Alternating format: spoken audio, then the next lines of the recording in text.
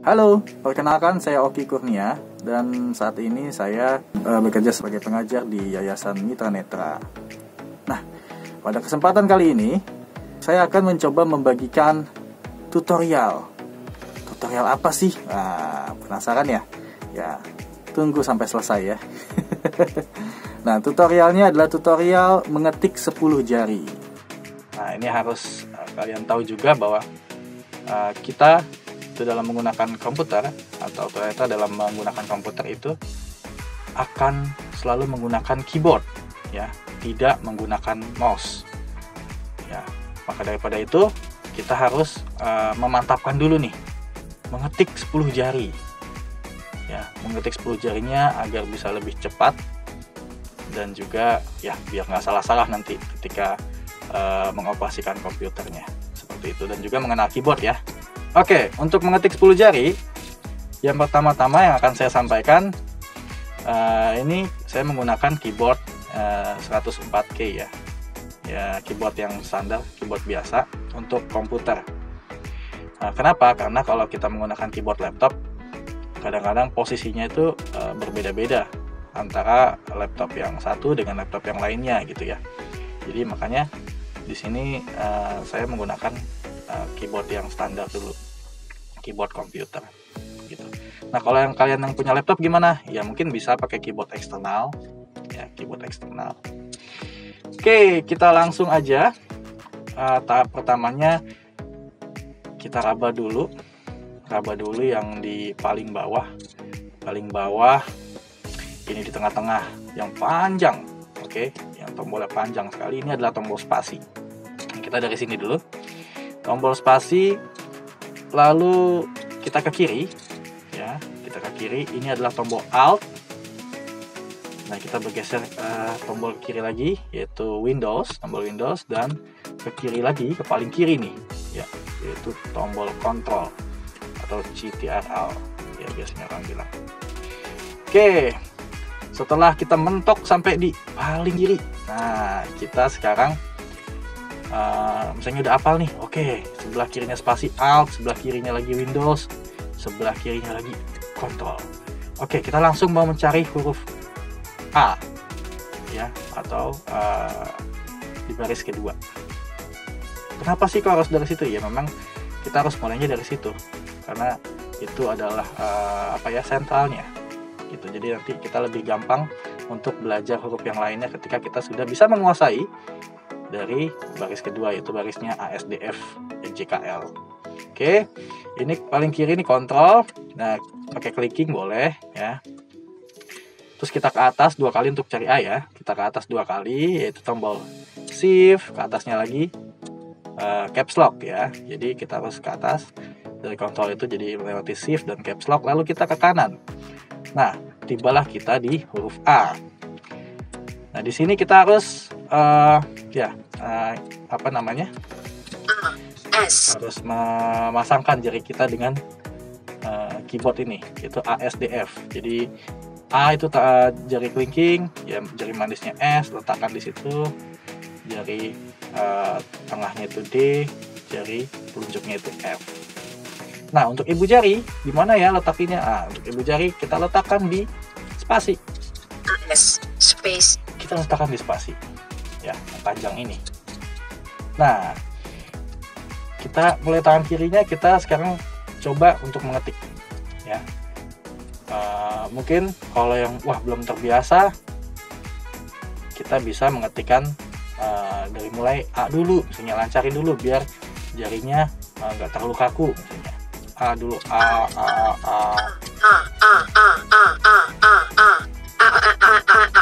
spasi ibu jari ya.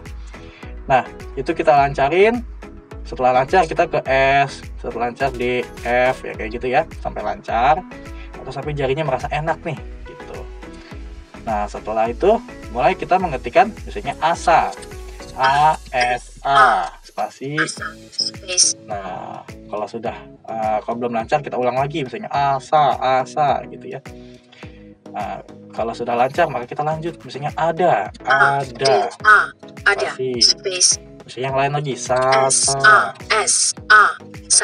space. Ketika kita misalnya mengetikkan huruf S ya, SA atau sasa, ketika kita ngetik S, nah jangan sampai begini tangannya ya, jangan sampai ketika kita ngetik S, yang lainnya jarinya naik ke atas ya, atau terangkat tinggi ke atas, misalnya kayak gini. S. Nah, jari kelingkingnya ke atas. Nah, nanti kalau kita misalnya habis ngetik S mau ngetik A, nah takutnya kalau terlalu tinggi ke atas gini, angkat ke atas, itu ketika kita ngetik A jadi salah pencet. Wah, yang kepencet bukan S, bukan A, tapi yang kepencet bisa aja caps lock. Wah, atau bisa jadi karena agak bawah jadi shift, atau kalau agak ke atas jadi tab yang kepencet, atau bisa huruf lainnya. Jadi usahakan jari yang tidak tidak bertugas ya istilahnya ya, yang tidak menekan ya, itu tidak jauh dari posisinya. Ya kayak S, misalnya kita ngetik S ya, jari yang lain jangan terlalu tinggi banget ya, atau kalau bisa tetap di tempatnya gitu. Jadi ketika kita ngetik A yang sudah siap jarinya, tidak salah pencet tombol seperti itu. Nah, sekarang kita mulai tangan kanan. Kalau itu sudah lancar, nanti bisa latihan sendiri dengan variasi-variasi yang lain, misalnya dada, fava, fasa, atau apapun itu ya, sampai benar-benar lancar. Setelah itu kita ke tangan kanan. Tangan kanan ini adalah kita pegang dulu telunjuk tangan kiri yaitu F. Nah, kita sekarang tangan kanannya mencari J, yaitu dari F kita ke kanan ya, G, H, ke kanan lagi, dan ke kanan lagi J. Nah, di sini yang harus diketahui adalah huruf F dan huruf J itu memiliki tanda. Nah, bisa kalian raba sendiri, memiliki tanda. Itu di setiap keyboard harusnya ada seperti itu tandanya. Jadi beda dengan huruf yang lainnya yang polos ya, ketika diraba polos, nggak ada perbedaannya. Nah, ketika huruf F dan J ini ketika diraba ada tandanya. Nah, ini adalah kita jadi tahu nih kalau telunjuk kiri atau telunjuk kanan kita di baris kedua tapi nggak menyentuh, nggak ada tanda-tanda gini, bisa jadi kita salah posisi ya, bisa jadi ternyata kita tempatnya di H dan di D, mungkin aja kan.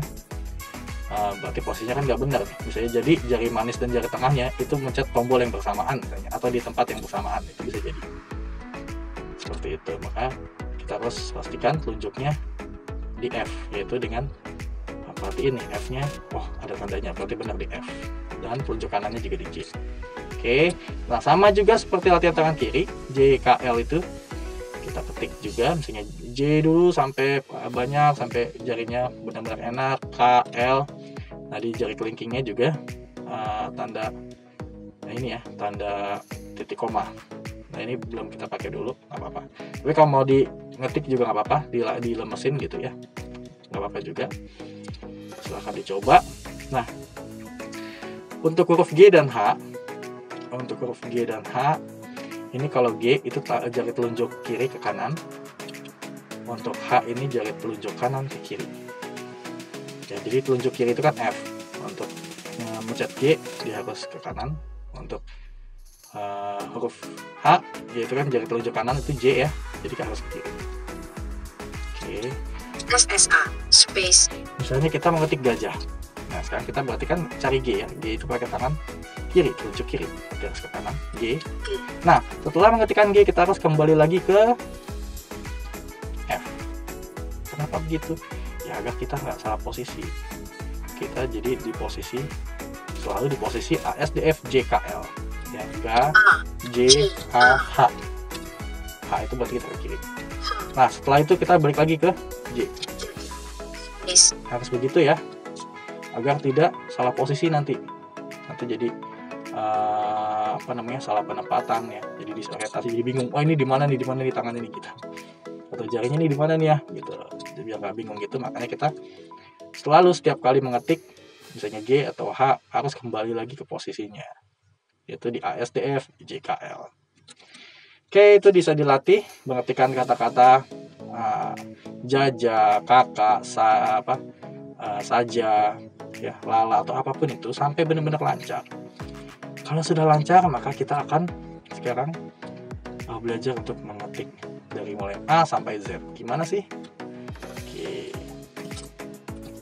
Nah, ini perhatikan bahwa untuk A sampai Z ya, ini kita tetap menggunakan ini ya, posisi ASDFJKL itu pasti ya.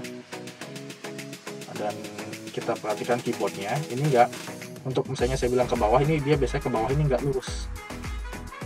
Gimana bisa begitu ya? Bisa kita pegang, bisa kita perhatikan antara caps lock sama shift.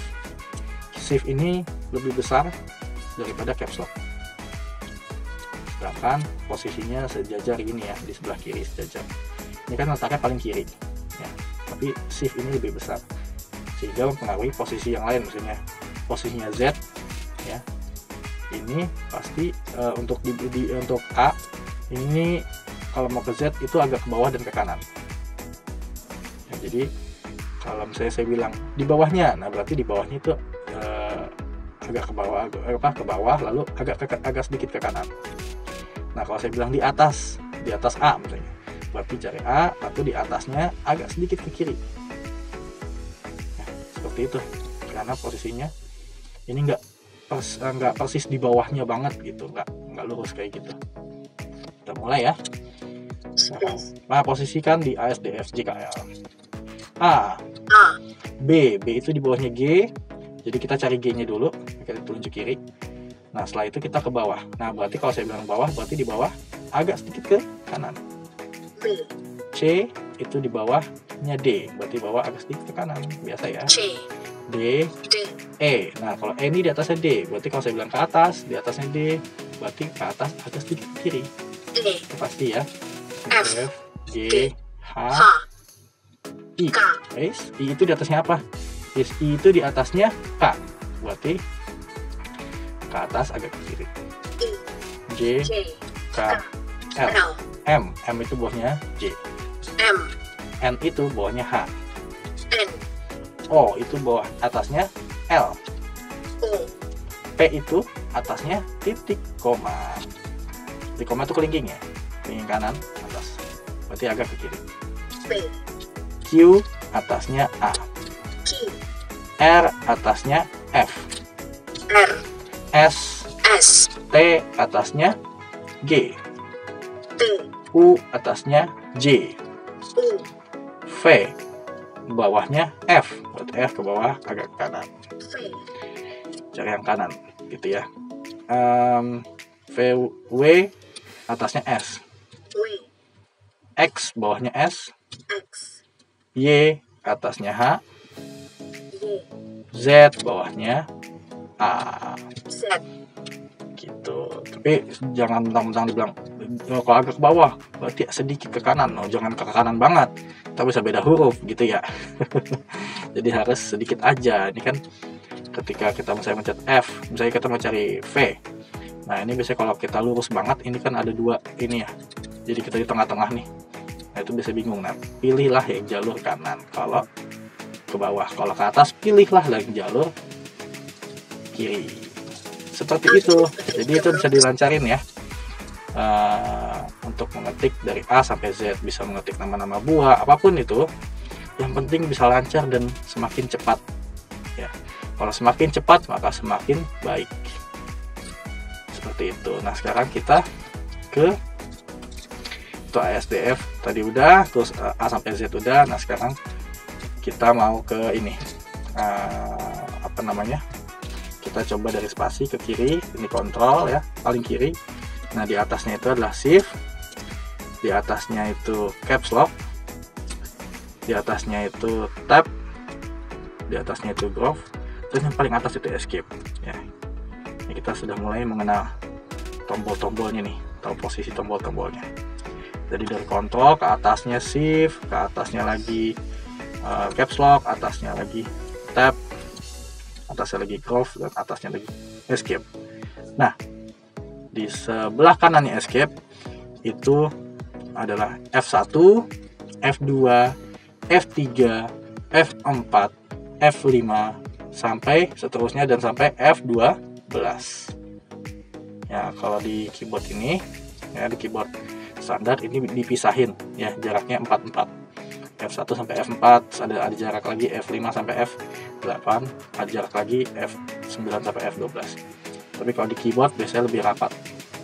Seperti itu. Selanjutnya kita akan mencari tombol angka, yaitu angka itu di bawahnya F1, F2 ini angka ya, atau dia di sebelahnya. Kalau tadi kan kita dari bawah ke atas, yang di sebelah kiri kan ada Control, Shift, Caps Lock, Tab, simbol golf, dan juga ini ya, Escape yang paling atas. Jadi kan setelah Escape ke kanan itu kan ada F1 sampai F12. Nah, di bawahnya Escape ini golf, terus di sebelahnya ini adalah angka 1. 1, 2, 3, 4, 5, 6. Nah, 7-nya pakai ini, pakai telunjuk. Nah, 7, 8, 9, 0. Nah, selebihnya bisa pakai clinking untuk 234.567.890 dash untuk strip ya, atau dash, lalu sebelah sini equals atau sama dengan backslash. Nah, ini backslash atau garis miring terbalik, dan sebelahnya lagi baru backspace ya, sebelahnya atau buat menghapus. Nah, jadi yang buat menghapus ini backspace, ini di deretan angka. Nah, angka-angka ini kalau dipencet dengan menggunakan shift juga akan menghasilkan simbol atau tanda baca juga. Seperti shift ya, shiftnya ditahan, shiftnya bisa kita pakai tangan kanan, kita cari ke kiri nih Control, terus ke atasnya shift. Nah, shift angka 1 misalnya, yang ngomongnya bank, NVIDIA ngomongnya bank, yaitu tanda seru ya, jadi tanda seru. Nah, terus shift angka 2 itu add, shift angka 3 itu number atau pagar, shift angka 4 dolar, shift angka 5 persen, shift angka 6. Nah, kalau angka 6 kita ganti shiftnya, boleh pakai tangan kiri, dan angka 6-nya itu pakai telunjuk kanan ya, ini pangkat ya. Terus shift angka 7 M, shift angka 8 star, bintang atau kali, bisa juga pakai jadi kali. Lalu shift angka 9 itu left parent atau kurung buka, shift angka 10 right parent atau kurung tutup. Ini line, shift sama strip ya. Terus sebelahnya lagi shift sama-sama dengan itu, jadinya plus atau tanda tambah. Nah, shift sama backslash-nya jadi bar. Nah, seperti itu. Kalau shift sama backslash nggak ada. Jadi itu kalau kita belajar ini ya, deretan baris angka ini, dari angka 1 sampai dengan sama dengan ya, sama dengan. Nah, di sebelah kanannya tadi ini backslash atau garis miring terbalik. Seperti itu untuk angka. Ya, tadi kita sudah belajar huruf ya, ASDF, terus sudah belajar keseluruhan, terus belajar tahu tombol dari F1 sampai escape, F1 sampai F12, terus angka. Nah, sekarang kita ke kanan jadi spasi. Jadi ini spasi kan tadi kita ke kiri terus ya. Ke kiri ini ada Alt, ada Windows atau submenu, ada Control. Nah, sekarang kita spasi ke kanan. Ini ada Alt juga. Jadi Alt-nya ada 2, ada kiri ada kanan. Terus juga ada Windows juga atau submenu. Ya. Nah, yang beda di sebelahnya yaitu tombol aplikasi. Tombol aplikasi. Ya. Pencet, dia akan muncul menu cut, copy, dan lain sebagainya. Tombol aplikasi. Jadi kalau di sebelah kiri nggak ada tombol aplikasi ya. Kalau di sebelah kanan ada tombol aplikasi. Nah, di sebelah kanannya lagi kontrol. Jadi kontrol itu ada kiri ada kanan. Begitu juga dengan Alt dan juga Windows, itu ada kiri dan ada di sebelah kanan. Oke, sebelahnya kita mulai ke tombol navigasi. Navigasi ini ada panah kiri, sebelahnya kontrol dia panah kiri. Terus ke kanannya panah bawah dan ke kanannya panah kanan. Nah, panah atasnya, di atasnya panah bawah. Nah, di atasnya lagi ini ada 6 tombol. 6 tombol ya. Nah, ini di atasnya persis panah atas ya, itu adalah tombol ending. Nah, di atasnya lagi itu tombol home. Jadi ini saling berpasangan ya. Home dan ending. Oke. Oke. Untuk fungsinya mungkin nanti akan kita jelaskan ya. Tapi untuk sekarang kita harus tahu dulu nih letak-letak tombol ending, yaitu di atas papan atas misalnya. Nah, home itu di atasnya lagi. Nah, untuk ke sebelah kiri ini ada tombol insert dan juga delete. Delete ini sebelahnya ending ya, delete ini sebelahnya ending dan insert ini sebelahnya home ya, jadi berpasangan ya.